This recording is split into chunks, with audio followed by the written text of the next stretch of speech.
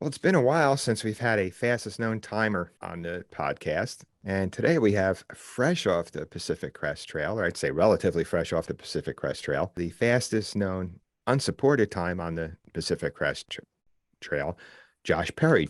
Josh, welcome to Papa Bear Hikes. Hey, thanks for having me on. Now, Josh, that's quite a feat when I see that people do these fastest known times of these long trails. I mean, it's impressive when somebody even does it of a small trail, but this isn't something you say, "All right, I'm going to go out there for 2 or 3 days and complete." This is not just a long distance, but a long time and a commitment to do so. And I'm always impressed by that. But before we get too far into this, Josh, why don't you tell us a little bit about yourself? So I'm 27 years old from the UK. I've hiked I've done a long distance hike basically every year of my adult life, um, bar the two COVID years. So I've hiked about 20,000 miles now, just over 20,000 miles. Um, and this is my third fastest known time, having also set them on the Arizona Trail and the Long Trail. And it was also the completion of my triple crown of hiking, the Appalachian Continental Divide, and the Pacific Crest Trails. Well, double congratulations. I wasn't aware that was the completion of your triple crown. Very good. Very good. Do you have a favorite Thank of you. the three at this point? I always love asking triple crowners this question. Do you have a favorite? Um, the PCT holds a special place in my heart, but I think the CDT, just for the kind of adventure aspect of it, um, I had a very unique time out there, and I love it. I love that one. I've heard a lot of triple crowners say that they love the CDT for that reason. You really have that sense of adventure, that true wilderness experience. Yeah, I mean, no two through hikes on that trail are ever the same, so it's a it feels more unique to yourself. It's more personalized. You get out of it what you put into it in a very different way to the other two trails. And all three trails are unique in their own regard, right? The AT gives you that social aspect that more so than you're going to get definitely on the CDT, but even more than you do on the PCT. You have the infrastructure there, meaning the hostels, the support systems, etc. And for somebody that's doing their first long distance through hike, you have more of those bailout points. So every so many days you're going to come to a road crossing.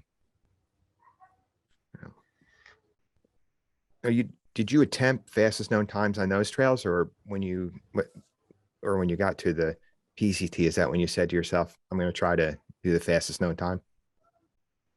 I didn't attempt them on the other two.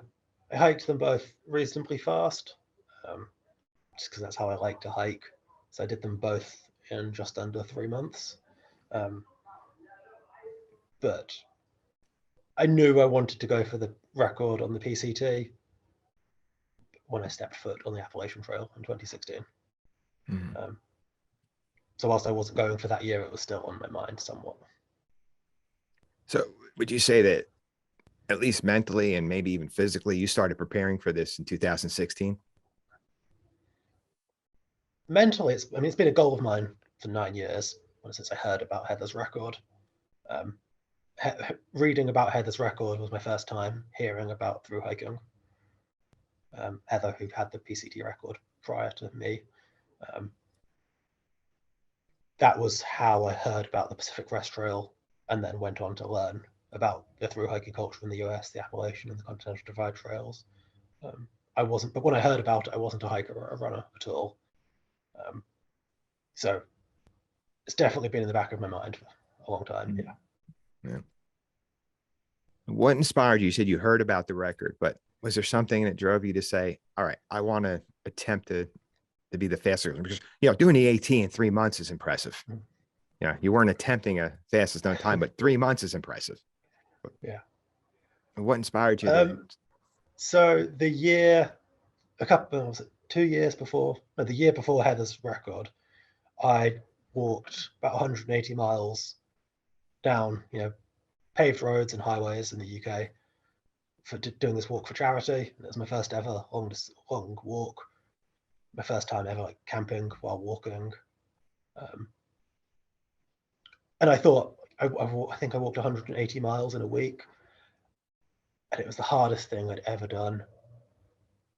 And then a year later, I'm reading about this woman who just did twice the daily mileage I did through the desert, through the mountains, through the forest, all the Northern California forests, all these landscapes that I'd never heard of, never been to, never imagined, but knew it was way beyond anything I'd ever done. And I thought I'd never do that, but it made me want to try and do another long distance hike. I didn't know there was kind of trail communities and stuff at the time. I didn't know the thing people did for fun. So when I started hiking again, I just started hiking further and further each day, because that's how. So that's what I thought you did. Yeah. All the first hikers I read about were people who pushed themselves and who did bigger miles. So from kind of first reading about that, I was kind of almost predestined to go down that route, I feel like. Mm-hmm. Yeah. And yeah, that's kind of a cool way of looking at it. It's like, yeah, if I can push myself to do this many miles, I can up that and maybe get this record. Because I'd have to say, again, going back to the AT in 3 months, it had to be in your mind that that's within reach for me. Oh, it definitely was. I was talking about wanting to go. In fact, about 15 hours after I was after I'd finished, I was still sat at the terminus, and the first person to finish their through hike after me, Crocomole, he was, telling me the story, trying to make me feel more excited about having finished, telling me about this kid he met on the Appalachian Trail in 2016, who was, 20-year-old kid who was just really stoked to be out there, loved doing big mileage and pushing himself, and was talking about going for the PCT record one day. And said nothing happened with that kid. Some people just never get there. Mm-hmm. And I kind of look at him with like tears streaming down my face. Like, that was me. and he met me 6 years ago, and he remembered me talking about it then. Oh, wow. How cool is that? Yeah. That's great. Wow. Yeah. So, when you reached that, did you know at that point, were you tracking it that closely as you were hiking the trail, knowing, okay, I need to get to this destination by this time? And so by the time you reached the Canadian border, you knew you had the record? Yeah. Yeah. I broke the record by 5 days, and I was kind of aware. Wow. Aware. Like that, I knew it was going to be close to being just under or just over 5 days, and I knew what time I had to get there to make it just under. Mm-hmm. And I kind of gave it all that day to make sure it was more than 5 days faster. Yeah, I was going to ask you that. Is that once you by 5 days, right? You reach that point. Did you kind of just relax a little bit and say, "Oh, I got this in the bag," or did it put on that little extra bounce in your step and say, "Oh, now I really want to move on. I really want to finish this up." Both. Yeah. When I was about 10 days out and I was going through a really rough patch, I very much was like, well, I've got it in the bag at this point, unless something goes disastrously wrong. Let's kind of cut myself some slack, not be so hard on myself. And then the closer I got, I was like, no, I've got to give it a strong finish. Don't take your foot off the gas just yet. All right. Comparing that moment when you realize you had the record broken, you're like, okay, I can cruise on through, and then you get to the terminus. What did that feel like? Yeah, you said you were in tears, the emotions, but I mean, it might be hard for you to put into words, but getting there, not only completing the trail, which is a task that is very difficult alone, but you broke the record. What did it feel like reaching that terminus and knowing it was completed? You set out for the goal and you completed it. So I had my big kind of emotional cathartic moment about 300 miles before the end. I got to Chinook Pass, which was where I first stepped foot on the PCT in 2018. And kind of coming down the trail to the pass, that was when it sunk in that I was at, like, I knew the numbers wise that I was going to do it, but that was when it kind of really sunk into my my mind or my heart that I was doing this.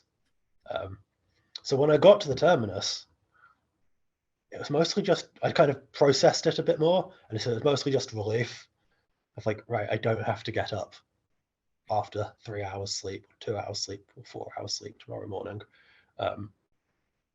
Like, this is actually over. I still had to walk back 30 miles to the road, but it was like there was just a wave of relief for the most part, and then the emotions all came when that guy finished and was telling me the story. Yeah. Wow. And it's interesting because whether we do shorter through hikes, I'm a long trail through hiker myself. You love being out there, but on that day when you're finishing up, it's kind of a mix of emotions, right? You're excited, you're finished, you're getting off, you can't wait to go home, take a hot shower, sleep in your bed. But then it sets in that, wait a minute, it's over. You know, you got a lot of people, it's like, oh, like with me, I get home after a long hike and then I'm laying in my nice, comfortable bed after taking a hot shower, looking at the ceiling saying, but wait a minute, now it's over. Yeah, I want to go out and do more. After the 2,000 plus mile hikes I've done, it's always been about 2 weeks until I get to that point. I'm happy to be off trail for a few weeks, to have a bed, to be able to like eat hot food all I want. And yeah, then I wake up usually 10 days, 2 weeks later. I'm like, right, I want to be out there some more. Yeah, once your body and your mind's had time to recover, and then you start recalling that as tough as it was, I really enjoyed it. Yeah. The mind's very good at forgetting how tough these things are. So yeah, it doesn't take long until you've forgotten all about it. I had one triple crowner tell me that it's funny how your memory will forget about the bumps, the bruises, the blisters, the rough days, the long patches where you had to go a little bit further than you wanted to without water. Your mind forgets that shortly after you get off the trail, and you remember all the good things about it. Yeah, definitely. And for people that aren't familiar with the PCT, you have quite a stretch where you're going through the desert where water is a big issue. Now, going for the fastest known time, I'm going to assume, and correct me if I'm wrong, the amount of weight you're carrying is important. It's something you have to be conscious of. How was that going through the desert, having to carry extra water or counting on water caches?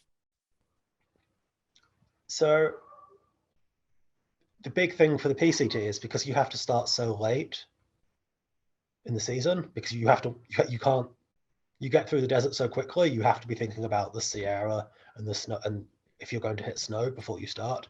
So you start mid-June, typically, if you're going for the record. So if you're going through the desert when it's 100 to 115 degrees out, and there was a lot of uncertainty around the water caches, whether they were still being maintained. So I was always carrying more water, or nearly always carrying more water than I typically would, just because I didn't know if the next cache would have water for me.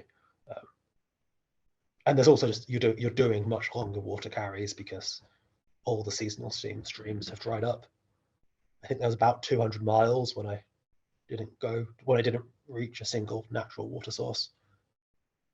It was just all cached water.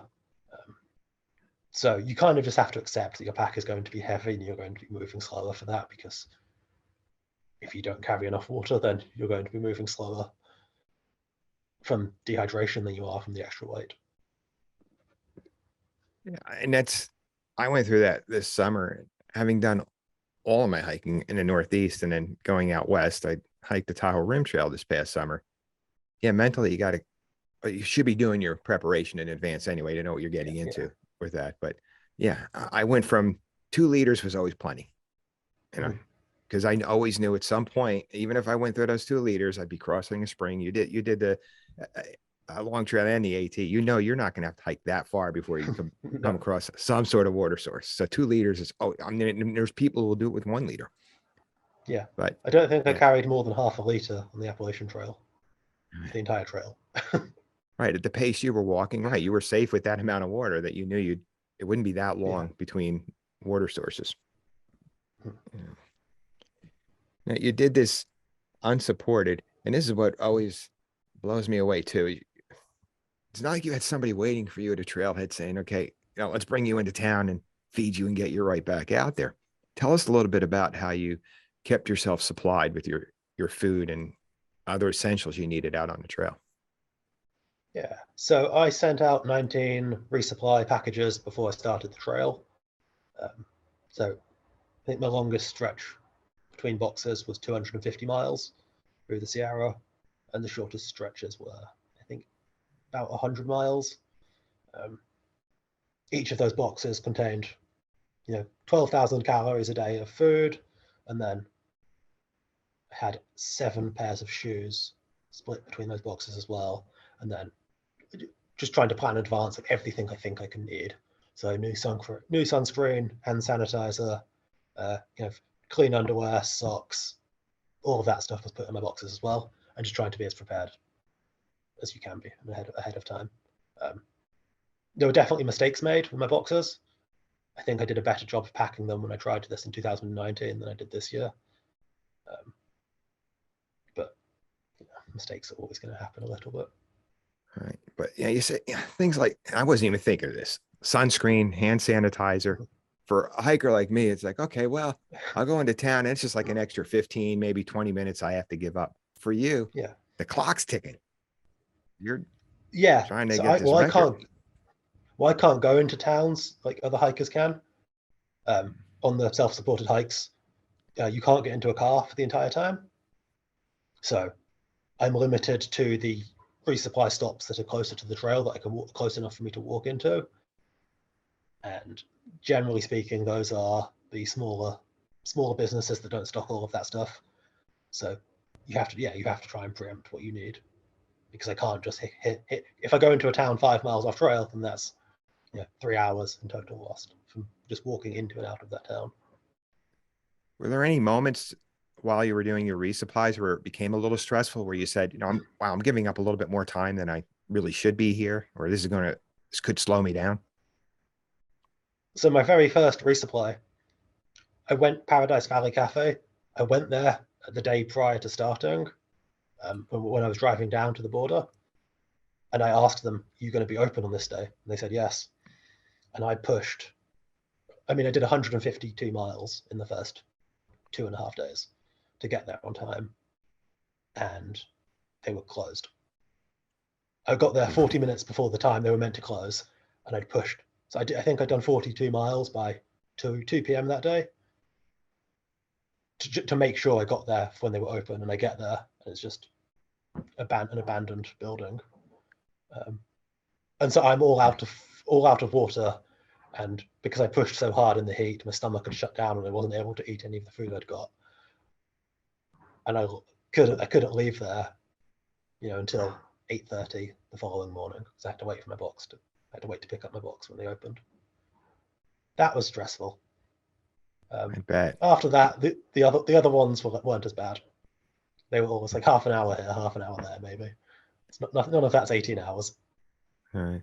Yeah, because you hear countless stories of people, and I had one hike. I went through this where I needed to be to the post office before noon. The post office closed at noon.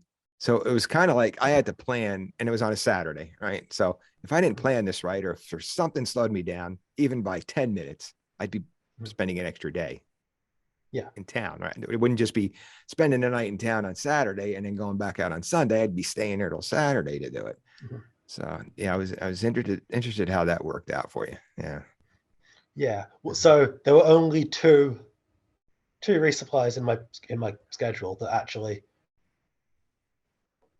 would have mattered in terms of what day I arrived there, and my start date was based on whether I could do 50 miles a day the entire way to get to them. So having that mess up my schedule so early on, it messed up the only two resuppliers that actually had any sort of timing to them. So I had to push much harder for the next 10 days to try and catch back up on that schedule. Now, Josh, do you know what your average miles were out there? 48.7 miles a day. Yeah, because there are areas that you're going to walk through much slower than others, just because the terrain's going to slow you down. Wow. I tried to be quite consistent, and I was prepared to kind of give up sleep in the harder areas so I could try and average a more consistent miles per day rather than slowing down too much and then trying to catch back up. Because there's even the supported guys, there's not that much variation in pace usually. It's all 3.5 to 4 miles an hour. And so once you start having to do over 50 a day, it gets exponentially harder because you're just giving up sleep. So it was a question of, do I want to give up sleep to make my 50 miles, or do I want to give up sleep later on to do 55 miles? And so I tried to keep my average fairly consistent throughout. All right. So for this, it meant you getting up at a certain time in the morning. Like, Yeah. when I do my solo hikes, I'll put it out there. Anybody that's ever hiked with me, I'll sleep in. I don't have an alarm clock. I'm that guy that sometimes I could be breaking camp at 6, sometimes 8. But Yeah. for you needed to be up by a certain time and you needed to hit those miles. Yeah. Well, I think I averaged 4.5 hours sleep a night for the entire trail. Wow. There was a good few nights when I got 6 hours, but there was probably a dozen nights when I slept for less than 3 hours and as little as 1 hour sometimes. And that could, I mean, sometimes we can underestimate how sleep deprivation, the effect that could have on us. But did you feel any of that at any point? Were you feeling any effects of sleep deprivation? Yeah. Once I got to the kind of north of the Sierras, I was really feeling the sleep deprivation. And then there was one night when I slept for 90 minutes because I wanted to get a bed in a hostel the following night. And I knew I had to get there by a certain time to get my bed. So I cut sleep back as much as I could that night, and I was going to make up for it the following night. But that day, I tripped over a lot more than I usually did. And then the last 5 days, I slept for 13 hours total. And I was really kind of starting to lose it a little bit. With kind of mild hallucinations,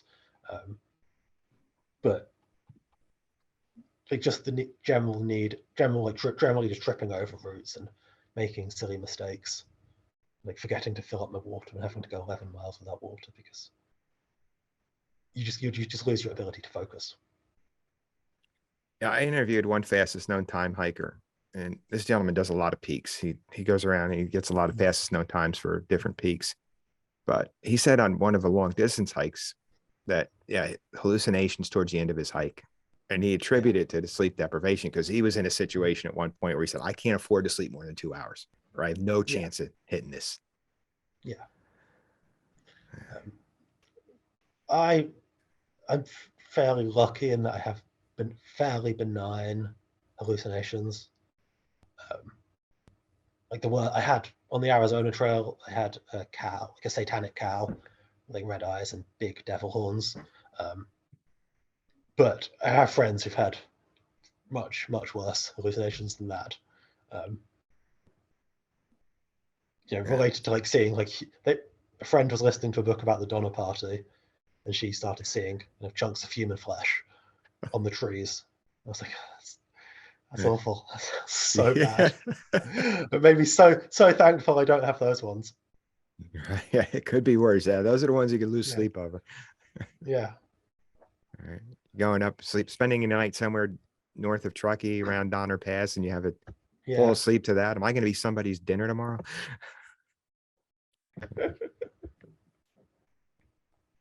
What was the longest day you hiked? What was the most mileage, I should say, that you covered in one day?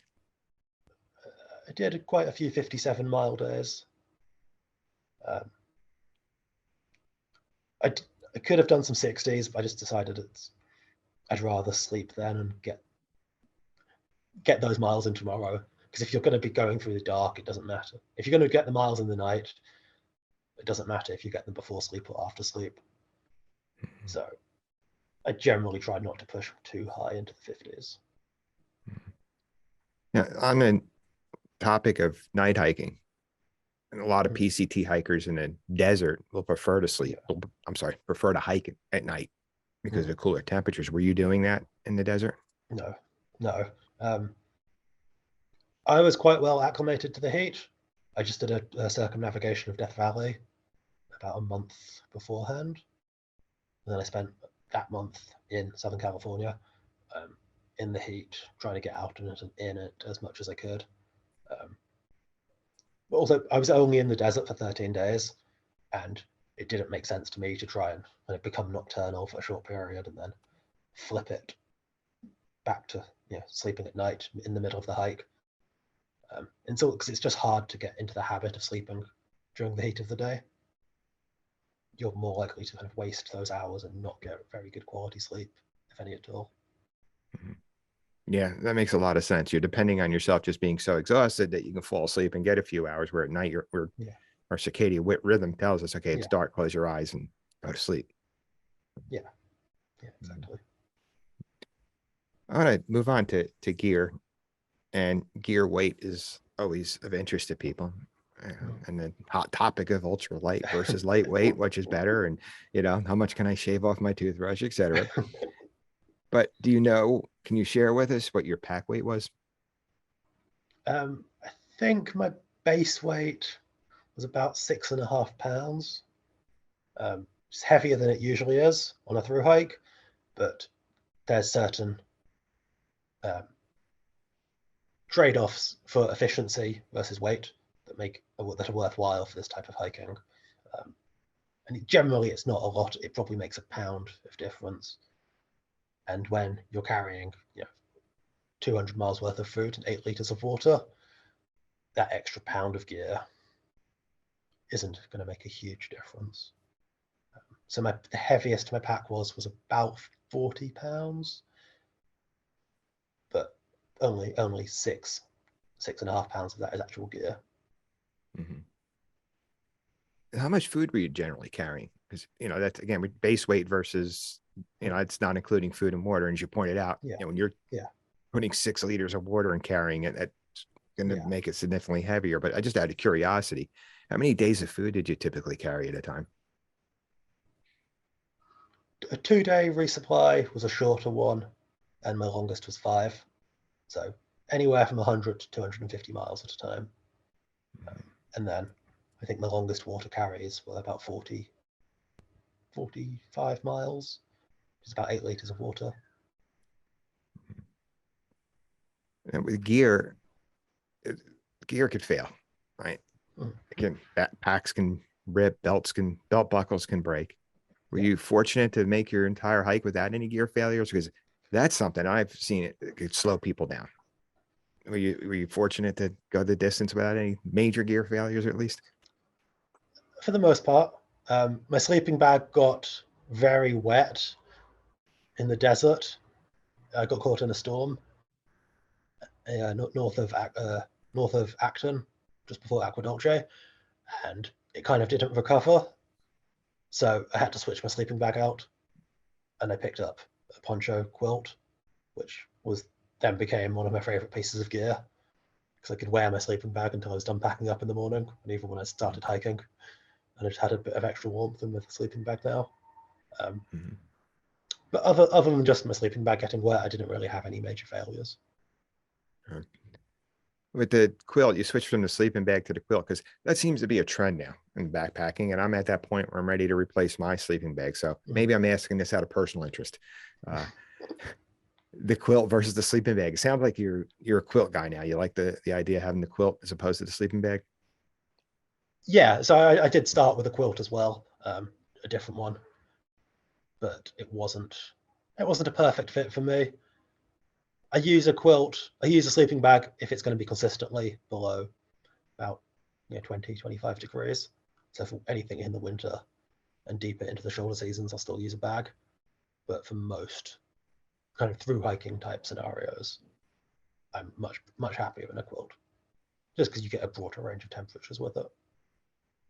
Yeah, that's what I'm looking at. It looks like it's a little bit more versatile. As you pointed out, you can wrap yourself, keep yourself wrapped in it while you're packing up. It's a little, you can move around. You can at least move your feet around while you're packing your stuff up. Oh no, mine was actually a poncho. It had a head hole, so I could put it over my head and wear it. Oh wow, that's cool. Yeah, it was fantastic. I never thought I'd use that feature, and then when you're packing up at 3 a.m. and it's cold outside, it's suddenly your best friend. I like that. Yeah, I liked it a Yeah, lot. right. Because otherwise, right, you're layering up to keep yourself warm, and then it doesn't take you long on the trail before you're stopping to take layers off. No. Yeah. And I'd imagine at the pace you hike at, it's not taking you long for your body to warm back up. I have some circulation issues. I have Raynaud's disease quite severely. So I think that's why I'm so good in the hot weather and the desert. It's because I don't, it does take me a while to heat up. So I can usually get away with wearing things for quite a while. Mhm. Yeah. A lot of us are aware of, or those who are listening are not aware, the PCT is notorious for wildfires. People Yeah. having to get off trail, or in this case, this year, there were a few hikers that couldn't finish because of a wildfire up on the Canadian border. Were you affected by that at all on your hike? Not with active fires. There was a fire closure in Northern Oregon that has lasted for 2 years. The Lion's Head fire closure. That was a particularly stressful point because a lot of the early through hikers were just going through the fire closure. The trail crew had already been through and cleared it. But for whatever reasons, they had chosen not to open that section of trail yet. And the PCTA said there was no walkable detour for it and recommended people hitchhike or drive around it, which was not an option for me. And yeah, that was the big one that affected me. I ended up going around the east side of Mount Jefferson on some old trails and then taking a long road walk around it. Looking back on the 2022 hiking season and hearing all these stories, you feel a bit fortunate that you were able to skirt all those the wildfires that had either forced people off the trail or to take these big detours or to go back and complete the sections. Definitely. I mean, that is one of the benefits to hiking the trail fast, though, is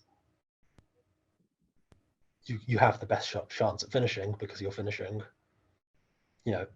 if you're finishing early August, then you're kind of getting to places just as the snow is starting to melt. So in the best time of year to kind of not have a fire. So with the record, it's all about balancing the snow melting and the fire starting. And so really, you only have about a 2-week window from the 5th to the 20th of June when you're going at that pace to kind of get through without the fire starting, without getting affected by fires. Because that was the first thing I thought of when I read your story in Outside Magazine was, finishing through hiking the PCT is a challenge in itself. It's the mileage, right? It's a long trail, but the challenge that often isn't talked about with that trail are the wildfires. So when I read that and said, to do that and be able to stay out ahead of those wildfires this year in particular, right? Because we'd read, and it seems like it gets worse every year. Yeah, it does. Did you have a favorite section or part of the trail? I love Northern Washington, the North Cascades. Everything from like Snoqualmie Pass to the border is just, for the last 250, 300 miles is just absolutely spectacular. The Sierras, that's the easy answer. Everyone loves the Sierra Nevada. I was surprised how much I enjoyed the Northern Sierra Desolation Wilderness area around Lake Tahoe. Oh. It continued being spectacular through there for a lot further than I expected it to. You really have like 500-600 miles of just absolutely jaw-dropping trail for that whole section. Yeah. I hiked into Desolation Wilderness this year, and yeah, it exceeded my expectations. Okay. I've only seen pictures and videos of it and definitely exceeded my expectations. Just a beautiful area. Yeah. Yeah, me too. Yeah. And it feels like every night you're camping near a lake or you've got some sort of beautiful view from wherever you're at. Yeah, there's a lot of spectacular lakes. I tried to swim in as many of them as I could, but I want to go back to swim in more of them. Um, you at the pace you were hiking, you had this goal. You probably didn't have a lot of time or much time to socialize, but do you have any stories of special people you met? I know you met the gentleman who, who remembered you from the AT or was talking about you from the AT, that story, but were there any other people you crossed paths with that have like stood out or you remembering? So there were two other people who were attempting the record around the same time as me, Ella and Wit. Um, and I didn't get to hike with Wit because he started at a different time to me by about a week. But I did cross paths with Ella for a few days. We hiked about 100 miles in each other's company. And those two are two of my best friends still. I Good. adore both of them. There's other people along the way. I found a fanny pack that someone had left behind in the Northern Sierra, and figured, well, I'm hiking fast enough to catch everyone. So I picked it up, and 6 or 7 hours later, I found the guy and I gave it back to him, and it had all his money and everything in it. So he was thrilled to get it back. And I forced him to hike with me for a few hours. That was fun. That was his way of repaying me, was to hike with me for a couple hours. But yeah, I didn't hike with too many people. Though Yeah. a lot of people wanted to do a couple miles with me here and there. Mm-hmm. Yeah, I'm thinking it's about all I could handle hiking at your pace, Yeah. maybe a couple of miles. But the fanny pack story, wow. Because if you leave something behind, and especially something like that, you got to then say, now I got to double back. What do I do? And so that guy must have just been so happy to see you with that. Yeah, definitely. It had literally everything of his in it, like all his IDs, a bunch of his gear, hundreds of dollars in cash. I can't remember if his phone was in it or not, but I saw someone at the side of the trail. I'd been asking everyone, like, "Is this your name? Is this your name?" as I passed them, and then I see this guy at the side of the trail just tearing his bag out, throwing stuff all over the place. I'm like, "You're going to be happy to see me." And he's having a bad day. He's realized what's happened. He's just like, "What are you talking about?" And I just turn sideways and I show him that I've got the thing he's looking for, and he's just ecstatic. So yeah, that was a good time. Now you can admit it's over with, but were you tempted to say, come on now, get it back. See if you can keep up with me and I'll give it back to you. So he asked if there's anything he can do, and he was following along with my hike. So he knew I was going for the record. And he's like, can I do anything? I'm like, can I hike with you? Can you hike with me for a while? And he goes, can I just give you some money instead? It's like, no, you've got to hike with me. I need company. I need to talk to someone right now. I would have been the guy offering the money too, by the way, or some snacks. Yeah. I probably had opened up my food bag because I always have extra snacks when I get home. And then I said, hey, Josh, help yourself. What do you want here? Wow, that's just a great story in it, and that's the thing about the trail community is everybody looks out for each other. Yeah. That just seems to be just the way of the trail, right? We see something like Definitely. that. We know it's important to somebody Mm-hmm.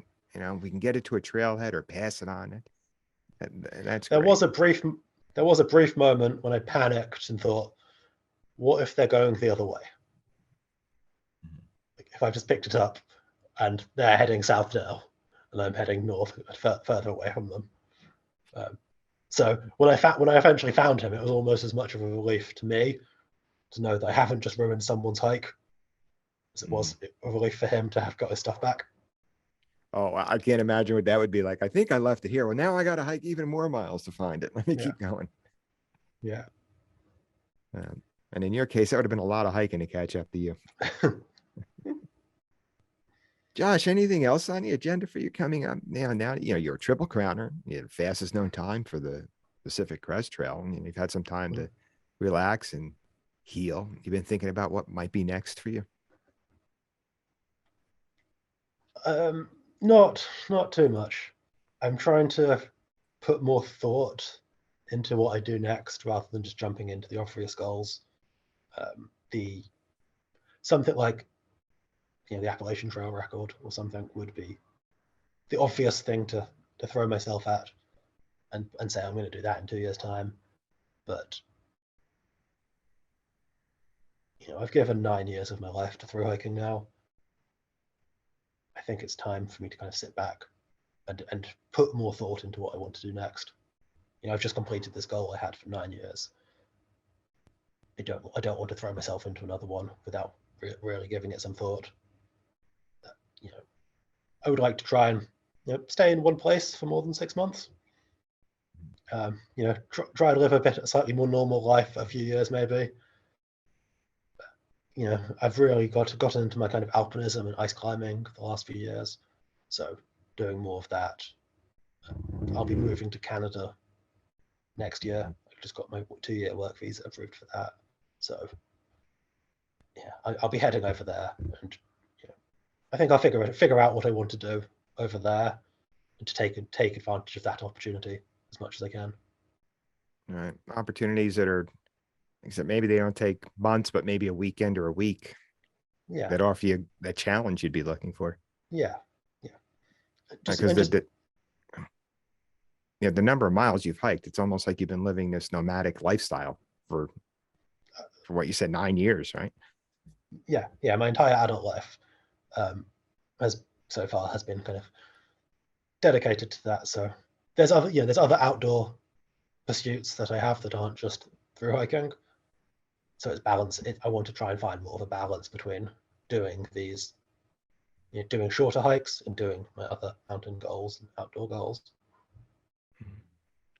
So Josh, if anybody wants to follow you or see some photos from past hikes or your PCT hike, where can we find you? I do Instagram. It's _Joshua Perry, Perry. That's just about my only social media. We'll be sure to put a link to that in the description for the podcast so people can go check that out. Thank you. Once again, Josh, I want to congratulate you on completing the Triple Crown and for now holding the fastest known time on the Pacific Crest Trail. Thank you very much. Everybody, make sure you get outside, have some fun, and be safe.